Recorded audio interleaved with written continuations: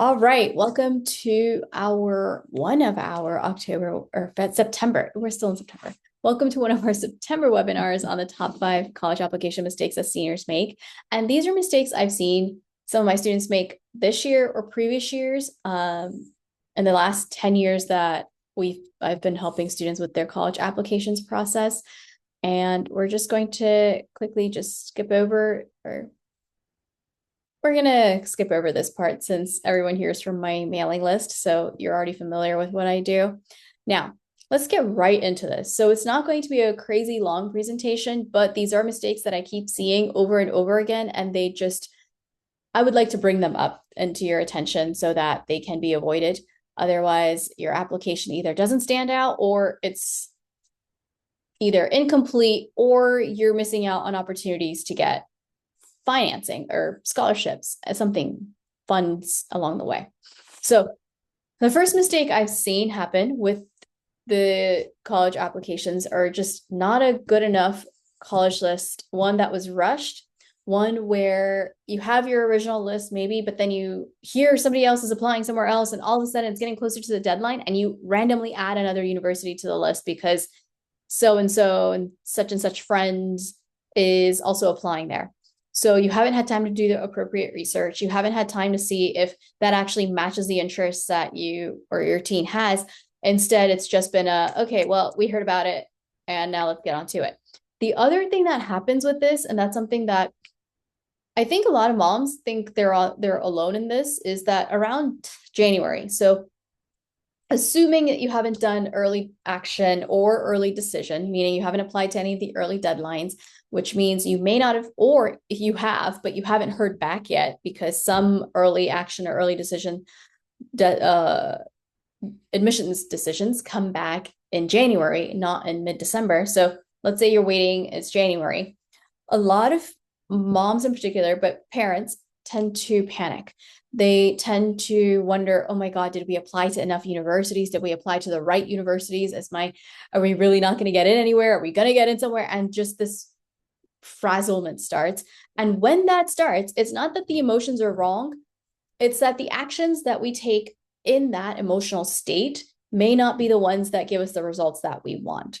So these are times when I've had parents who will, if they're my students and we submitted everything back in October, or I actually have students who submitted already, but if we have students, we finished our cycle early, they'll circle back to me in January, or I'll have first time, inquiries coming in January asking me, okay, well, are we doing the right thing? Are we doing this?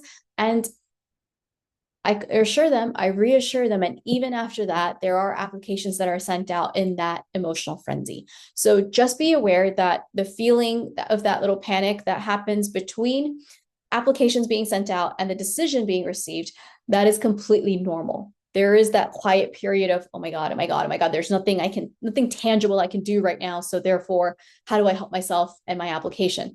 So that is completely normal.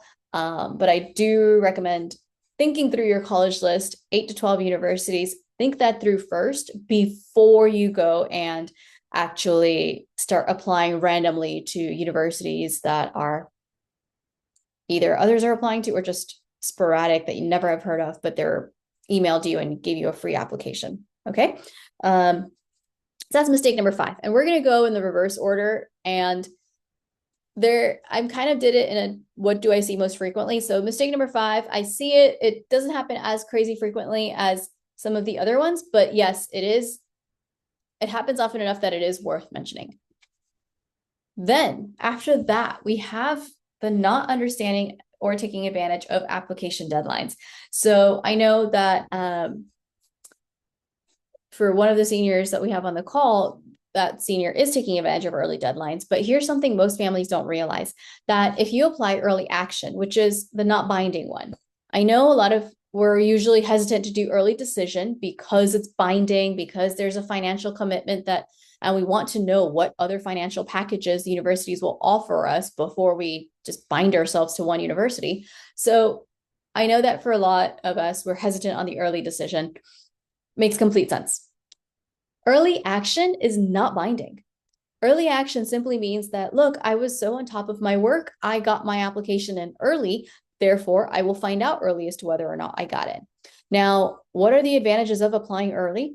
Some universities actually have double their acceptance rate in the early cycle. So for example, Duke University, I believe their acceptance rate on a normal basis is about a 6.5, but then for their early cycle is about a 13%. Okay, so a very, very competitive university has an advantage if you apply early. Then there are also universities that tend to fill half of their student body just from the early applications, and then the other half from their regular pile. But here's the thing. Not as many students are applying in the early action cycle because they're procrastinating, which means filling half the student body. So for example, if let's say the university is pretty large and is accepting 6,000 new students, 3,000 of those are going to come from, let's say, about 15,000 applications. But then the other 3,000 are going to come from the 40,000 applications. Okay, so you see how the competition pool shrinks if you're applying early action or early decision, but early action, as opposed to if you're waiting for the regular cycle. So my recommendation for all of my students, this is how we operate, especially if I was working with them over the summer, is we got everything done. And right now, the only reason they may not have their applications in is because they have to meet with their guidance counselor to get their transcripts pulled, or they're waiting on recommendations. But all of the other things they could take care of, they've done, and then they can send it out as soon as they get the missing pieces. So just be mindful of that. The earlier you send your application, it's also better as a financial advantage because at this point, universities have their scholarship budget. So they can disperse out more funds to you. And if you happen to not receive the scholarship that you were hoping for, then appeal immediately. And because they still have their funds, they can actually see if you can match with any other scholarships they might have, or they can increase your financial aid package. So no matter whichever way you look at it, there are advantages. Actually, there's a fourth advantage. Wow. The fourth advantage is that if you are already a strong candidate for that university, so I'm not saying that your GPA is completely off or your SAT score is completely off or you're not ticking the boxes, but if you've ticked all the boxes, then the other advantage is that you may not get rejected. So you're a strong candidate, but maybe you don't make it. Maybe the two admissions officers that are arguing for their applicants, your admissions officer lost that battle and that other applicant got in. All right.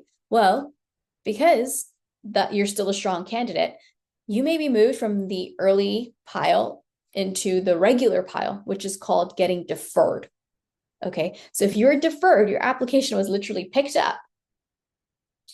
Let's see, drop my pen. Anyways, was picked up and simply moved to the regular pile. So the advantage to this is then you can simply provide the admissions with an update as to what you've been up to since you last sent in your application, because you might have sent your application in November and the regular deadline is in January, and you may not be finding out until March. So there's a big gap between when you sent in your application and when you received a decision. So you do want to give the admissions officers an update on extracurriculars, on grades, and whatever else you have been up to in between that time frame.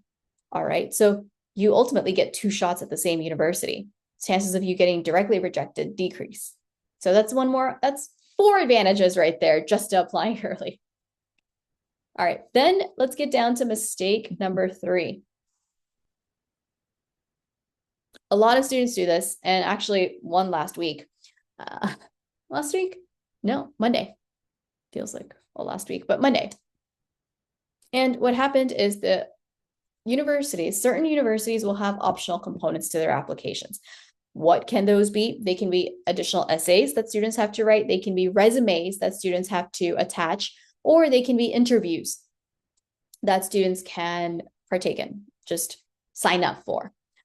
A lot of students, majority of students, 90% or 95% of students don't want to do the additional interview because they don't want to talk to the stranger. They are hesitant to write the extra essay and resume because that's just more work on their plate. But here's the one thing to remember. The admissions officers are not sitting around wondering how they can complicate their own lives. They're not saying, how do I add more to my workload? Okay. Meaning anything that says optional, there is a purpose to it.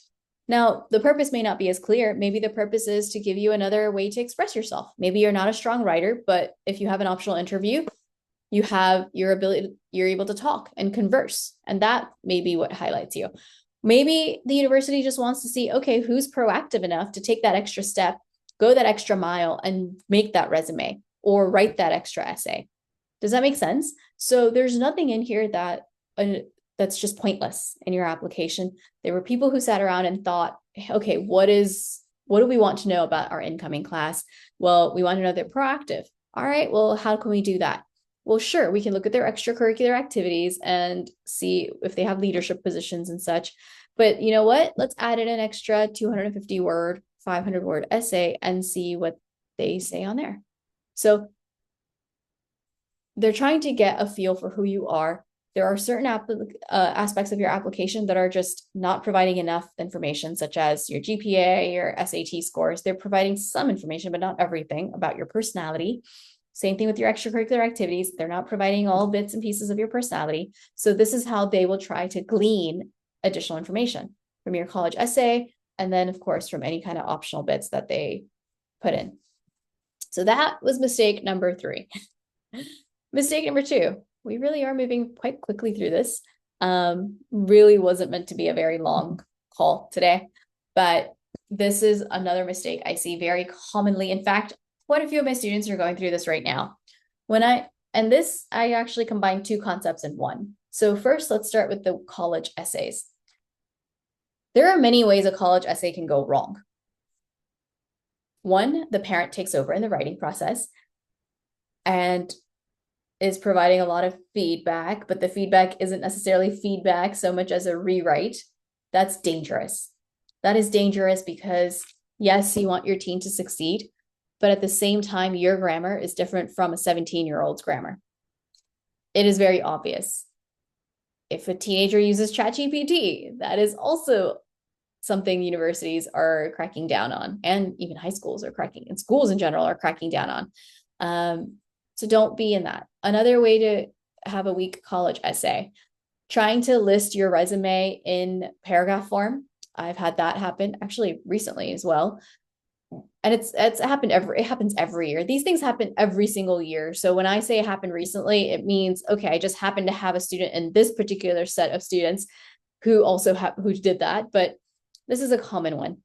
You want to throw everything you can in from your resume, your activities, and just keep expanding. And then this is why I do this activity. But then they taught me all of these things. But then this activity over here, because I thought I wanted to be a well-rounded student. And this was going to be the activity that did it. So I tried this out. But then at the same time, I did this volunteer work over here. And here's what I got out of that. But then at the same time, I was doing this leadership position and I had this fundraiser and I did. And it's just where do we go from here? Okay, what do we need to know about you? Because we already knew these points about you from your activities section, and you can expand upon them on your resume. So your college essay really is your opportunity to highlight any values that are important to you, any activities you might have done, or one activity, or a tradition in the family, or an obstacle you might have faced, a lesson you might have learned. This is just moments of frustration, moments of struggle, moments that hold importance to you. This is the time to highlight that if it didn't show up in any other part of your application. Okay, so college essays, it's really easy to have a weak college, not easy, but it's fairly common to have a weak college essay. And then there are also topics that students talk about quite frequently. Number 1, sports injury. I get that very often, sports injury. And that's because we have, of course, most students at this point tend to participate in some sort of athletics. And if you've done athletics long enough, chances are you've probably gotten injured in some way, shape, or form. And then the recovery process is something that you really have to commit to. So I get it. That is a very big life stage. It's a learning stage, but most students are writing about it. That doesn't mean you shouldn't write about it, but it's the approach that you take in it that matters. So be very mindful of sports injuries, of mental health, because I also have a lot of students, or I've had a lot of students who've been diagnosed late with ADD, ADHD, anxiety, depression, which means that if they were diagnosed in junior year, their grades, 9th and 10th grade, took a hit. They took a hit, and there's no going back and saying, ooh, sorry, that that student needed a 504 plan, and now can we give them extended time on their exams? We can't really do that. That's gone and done. The grades are in, and now you enter 11th grade and suddenly, well, your grades are getting better. You suddenly realize that you're able to align your medications. You found the right dosages for you, etc. Things are getting better and better, but that already happened in the past. Those numbers are in. That impacts your GPA, which also impacts the universities you'd be able to apply to. Okay, so it is very common to write about mental health and injuries. Then cultural cliches are also very common. I'll speak as an Indian. I was in the math club. I didn't participate, but I know a lot of other Indians who are in the math club or were in the science fairs, or they're basically, if it comes down to, if it's a cultural cliche of some kind, meaning everyone or majority of people from that particular background are doing it, are participating in that activity, then chances are they're all writing about it, which again, then what's the difference between you and them? So it again comes down to how you tell the story, what you say you got out of it. You want to stay away from phrases like it was life-changing, eye-opening, I loved contributing. Tell us more. Tell us why you loved contributing. What did you get out of it? Don't keep it to the general vague statements. So that's part one with the weak college essays. Now that, one more, I'll give you a bonus on the weak college essays. Talking about somebody else. That's another common one. Whether it's you admire a family member, you admire a coach, you admire a celebrity, someone you have learned from. That's great. But the issue becomes when that essay is 75% about that other person and 25% about the teenager.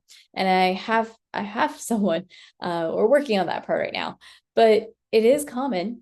You want to make sure that it is 75% or actually 80, 85% about you, the teenager, and then the other 10 to 15% about 10 to 20%, but about the other individual and what it is about them that you admire. How did you integrate those traits that you admire in them into yourself, into your life, into your relationships?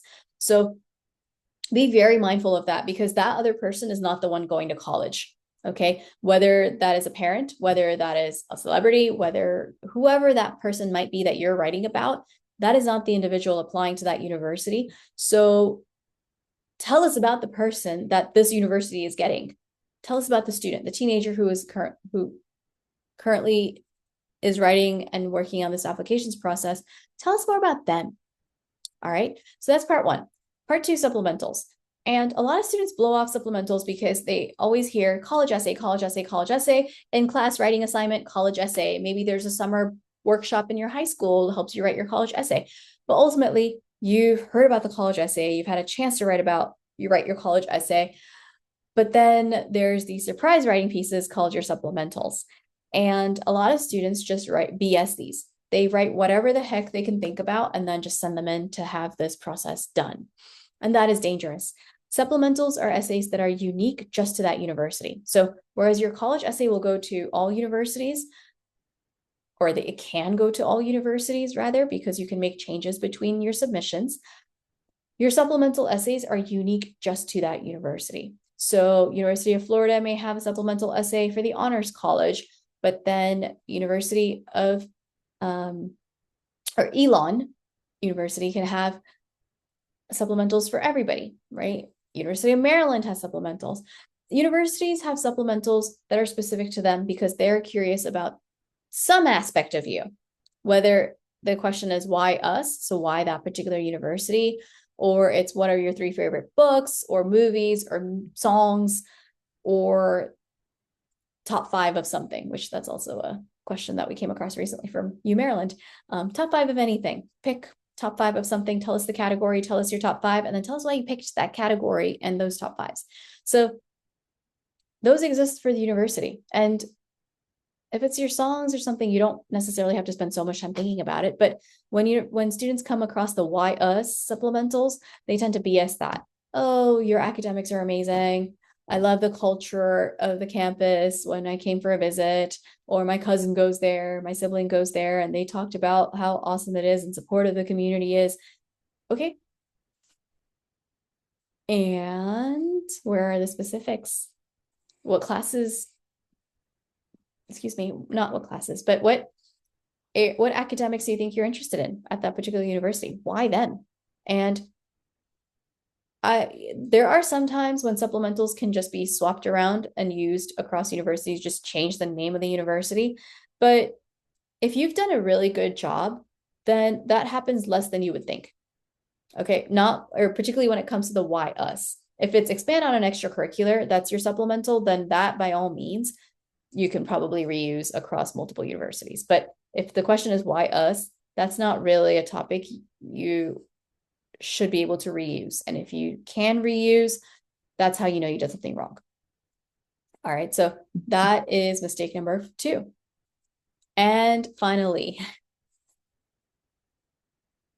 issues in your overall packaging is mistake number 1.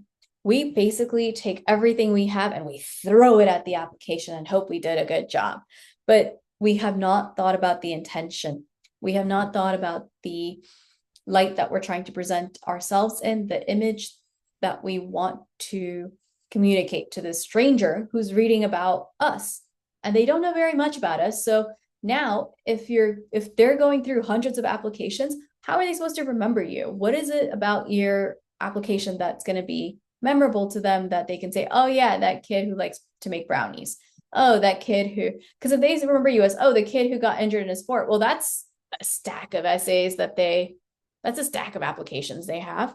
That's a common topic, right? So there's that. And then if you're applying for the sciences, how have you packaged your application so that you are saying, look, I am genuinely interested in the sciences.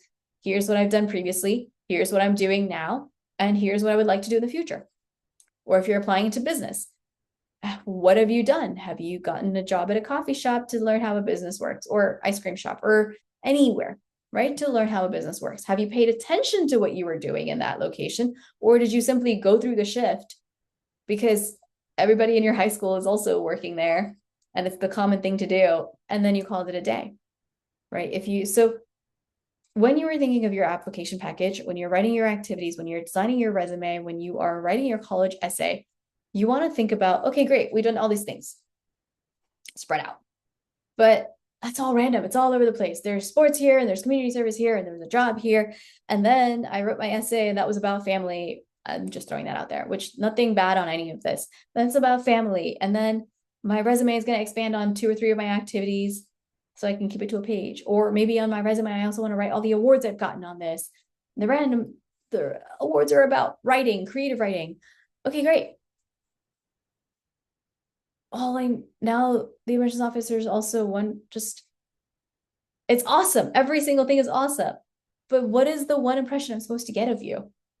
So don't let them form the impression. Make sure you're influencing the impression that they're getting, right? Craft the story through your application and then make sure it's so clear that they get it, that there are no doubts as to who you are, what you're interested in, and why you've done what you've done.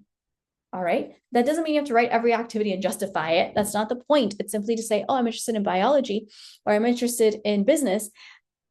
And because I'm interested in business, here's the sneaker resale business I started. And I kind of learned that, actually I had a student who did that last year. And we wrote his college essay about it. But it was a sneaker resale business that he had started. And then he talked about how there were mistakes he made. He accidentally bought fake shoes from somebody. So he did designer, tried to do I don't know what the right words are. And hopefully he's not ever going to watch this, so I don't mess the words up. But I wouldn't say vintage, but they're just designer shoes, limited edition, like limited editions. So he would collect them and he accidentally bought wrong ones. Well, how did that feel? He talked about that. Okay. And this is all things he was doing because he was interested in business. This was before I even met him that he had this started and going. So that's someone who's genuinely interested in business. That's someone who doesn't matter which university he goes to, he's going to figure out how to make this work. Not necessarily in the sneaker resale. He'll probably give that up. But if he chooses the next project, he's going to tinker around to figure out because there's previous evidence that he's done that. Does that make sense? So think about how you're packaging it. What is it that they will see at the top? And then what is it that they'll see in the bottom? If you have in your application, there's an additional information section. One of the questions on there is just, are there any additional qualifications you'd like to share? What are you putting in that section? Most students leave that blank. So that's kind of where that's the trend. Let's put it that way. These are all the trends that I have seen this year and I would say within the last 5 years, although I'll say more than 10 years speaking, but these are all the trends. These are the very, very common mistakes that teenagers make on their applications and that also parents make on the applications because we want to make sure that they get a good impression of their teenager. But by doing so, sometimes we kind of throw everything in there and try to over explain. So just be very, very mindful of what you're putting in your application and make sure you are tailoring it to a certain story that you're trying to communicate. All right. So before we end, I want to open it up to any questions. Do we have anything? Do you guys have any questions on anything that we've talked about? You can post in the chat or you can unmute yourselves. We have a pretty small group today. Yeah, I have one question.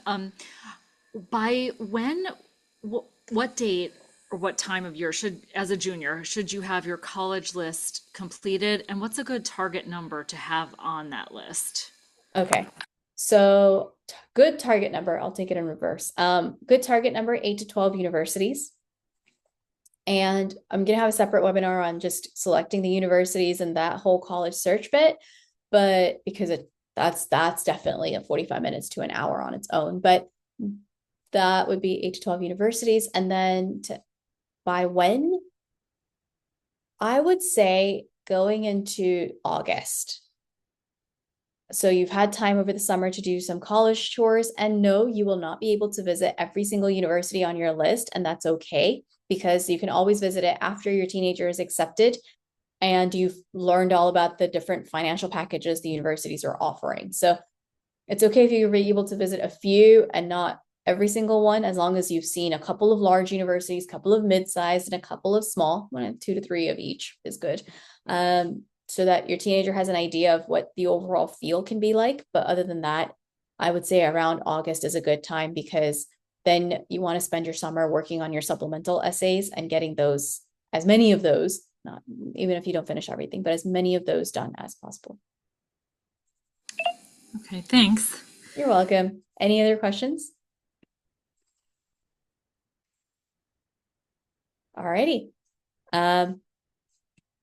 In that case, I did have a timeline. I forgot if I took that out or not.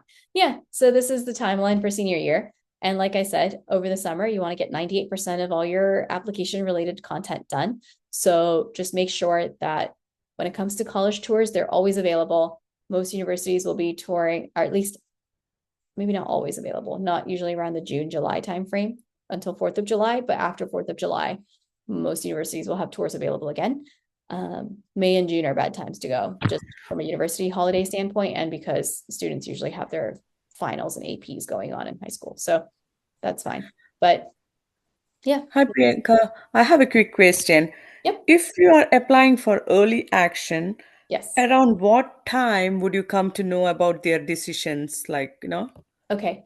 So most early decision or early action deadlines are November 1st, November 15th. Now that universities determine their dates, so there are some that are on October 15th, but for the most part, November 1st, November 15th.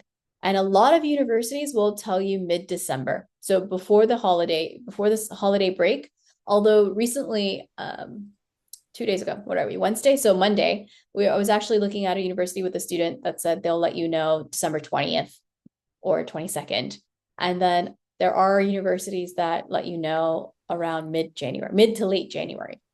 So majority, I want to say, fall into December, but it's somewhere between December to mid to late January. Late January. Okay, thank you. Mm-hmm. Any other questions on any? All right. Well, in that case, couple of tips. So you heard me say this before. If you have a resume option, make sure that your teenager is creating one. Same thing goes for all the supplemental essays or the interviews. If the questions about why us, make sure there's a specific research done where you can name drop classes or academic opportunities, whatever else might be. Okay. And for the additional information section, add content. Think about what it is that's not mentioned in your application just yet, and then add that in. Don't just leave it blank. So those are my few tips. And with that, thank you, ladies. Thank you, everybody, for coming. you have any questions, please shoot me an email. I think at this point we all you receive emails from me, so you can just hit reply to one of them. And let me know if you have any thoughts on anything, any ideas for future webinars. I'm completely open to anything that you might want to learn more about.